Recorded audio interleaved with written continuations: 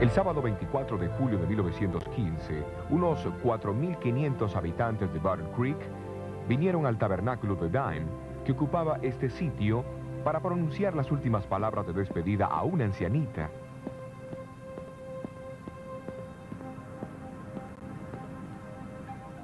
¿Qué convirtió a Elena White en una persona tan especial? He aquí el formulario de información biográfica que completó en marzo de 1909.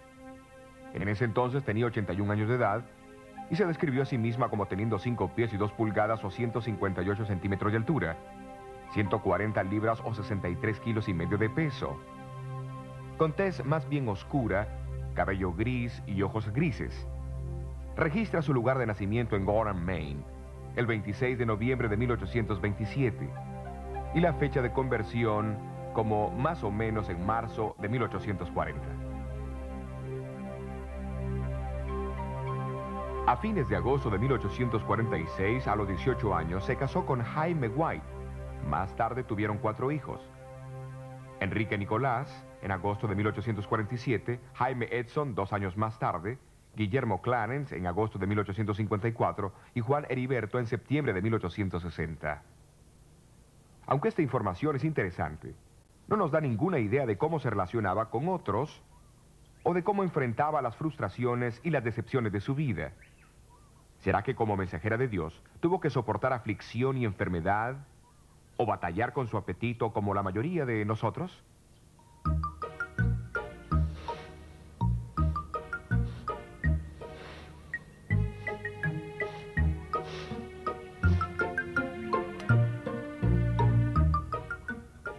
De la misma manera, este registro no nos cuenta de su amor por los animales y las flores, en especial los pensamientos, o cuánto gozaba ir a las subastas o comer tomates.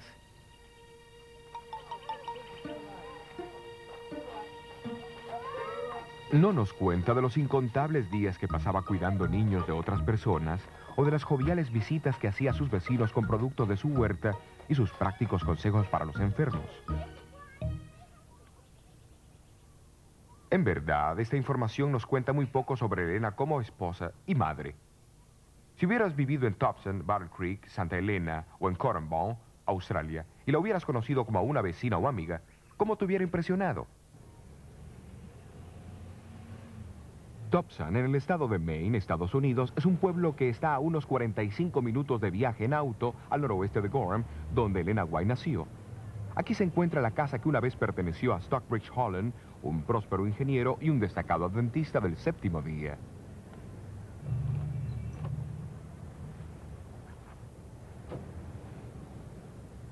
En octubre de 1847, los Holland ofrecieron a Jaime y Elena White, también a su pequeño hijito de solo 2 meses, Enrique, una parte de su casa en el segundo piso.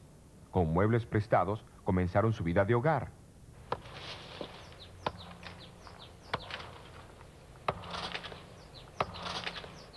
Aunque eran pobres, decidieron independizarse. Jaime White transportaba piedras en el ferrocarril y cortaba leña en el bosque, por lo que ganaba la enorme suma de 50 centavos al día. A pesar de la pobreza y del trabajo duro, la joven madre pudo escribir. Los sufrimientos y las pruebas nos acercan a Jesús. En visión le fue mostrado que Dios los había estado probando para su bien, preparándolos para trabajar para otros, impidiéndoles establecerse muy cómodamente.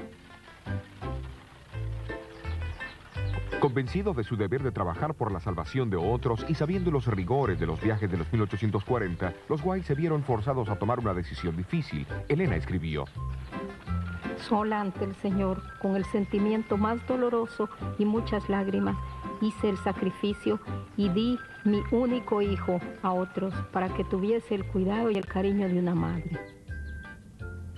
Así dejaron al pequeño Enrique bajo el amoroso cuidado de los Hollands. Las frecuentes visitas ayudaban a mantener la unión entre los padres y su primer hijo varón. Y cuán felices se sintieron cuando pudieron llevarlo de regreso a su casa 5 años más tarde, como un niño bien entrenado en la oración. Por coincidencia, 10 años más tarde, en diciembre de 1863, ese Enrique, ahora con 16 años de edad, contrajo pulmonía en una visita a los Hollands. Sintiendo que no iba a sobrevivir, le hizo prometer a su madre que lo llevara a Battle Creek. y lo enterraran al lado de su hermanito Juan Heriberto, que había fallecido 3 años antes, a los 3 meses de edad, cuando dijo: así resucitaremos juntos en la mañana de la resurrección.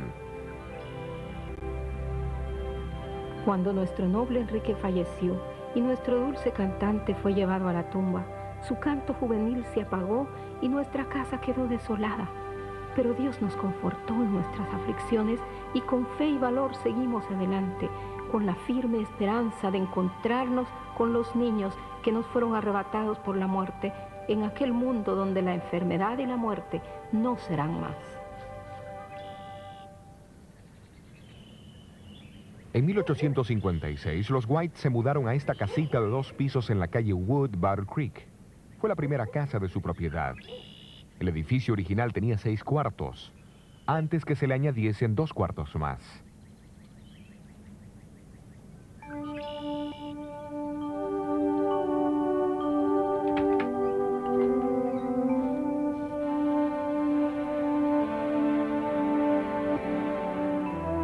El cuarto del frente en el primer piso servía como sala de recibo.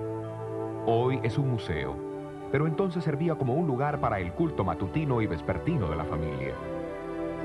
En 1859, Elena White comenzó a escribir un diario que provee muchos detalles de la vida de los White aquí, en la casa de la calle Wood. Menciona el estar cosiendo pantalones y un saco para su hijo Edson, de 9 años. El 6 de marzo registra que Elena estaba haciendo un vestido. Después de cortar la tela y comenzar a coser, algo salió mal y lo tuvo que desarmar todo y comenzar de vuelta.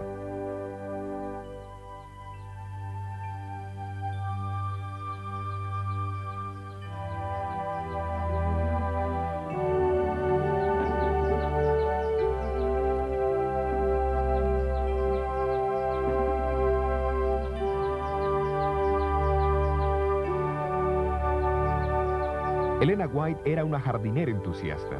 Su diario comenta que plantaba frambuesas y fresas. Su anotación del lunes 11 de abril cuenta que pasó la mayor parte del día haciendo un jardín para sus niños, porque quería que su casa fuese para ellos el lugar más placentero de todos.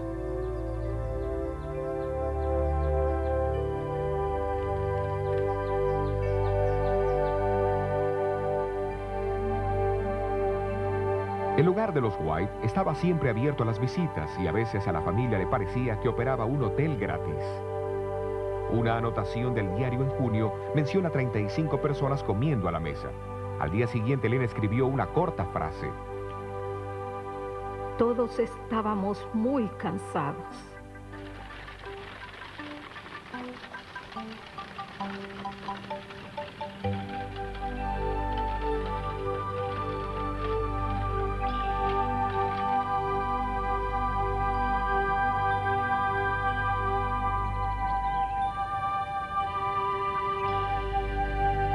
El viaje a las distintas iglesias demandaba gran parte de su tiempo.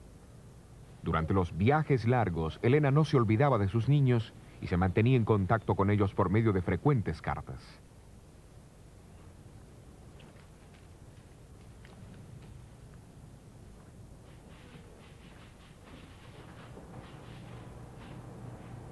En 1859 describió sus actividades y experiencias a su hijo Guillermo, de 5 años, en un lenguaje que él pudiera entender. Junto a una carta envió una pequeña caja de dulces con esta advertencia: debes comerlo solamente cuando Jenny te permita. Come un poquito por vez. A Edson, su hijo de 18 años, le escribió en 1868: tu padre y yo nos disgustamos mucho al verte usar un saco que costó solo $26, solamente para caminar hasta la oficina. Edson, siento que no demuestres más cuidado en tu manera de vestir.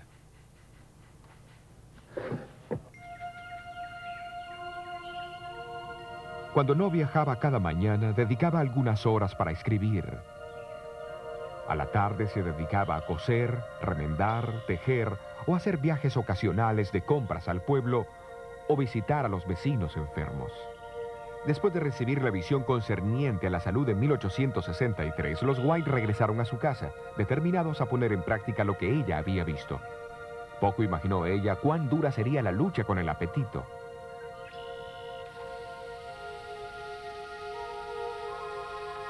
Hasta ese momento, la carne había sido el principal ingrediente en su dieta. Le agradaba comerla y no le gustaban las comidas simples ni las no refinadas. Aún más, creía que necesitaba la carne para tener fuerzas, puesto que su salud era débil y a menudo se desmayaba varias veces a la semana. Sin embargo, en la visión vio las ventajas de una dieta simple, libre de alimentos estimulantes.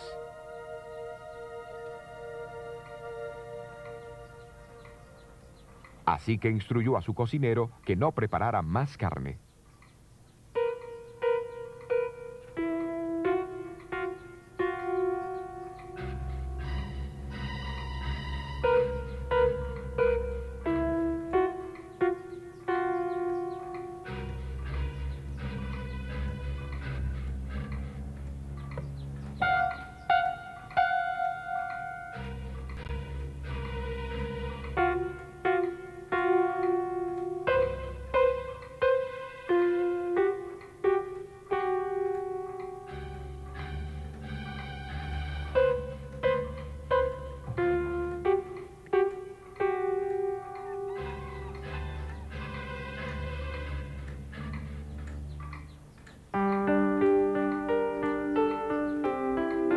¿Comeré alimentos sencillos o no comeré nada?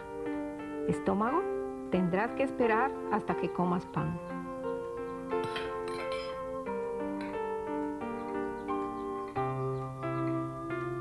El éxito en esta lucha le trajo beneficios inmediatos.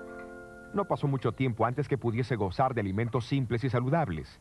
6 meses más tarde, escribió que nunca se había sentido mejor y que sus mareos y desmayos habían desaparecido.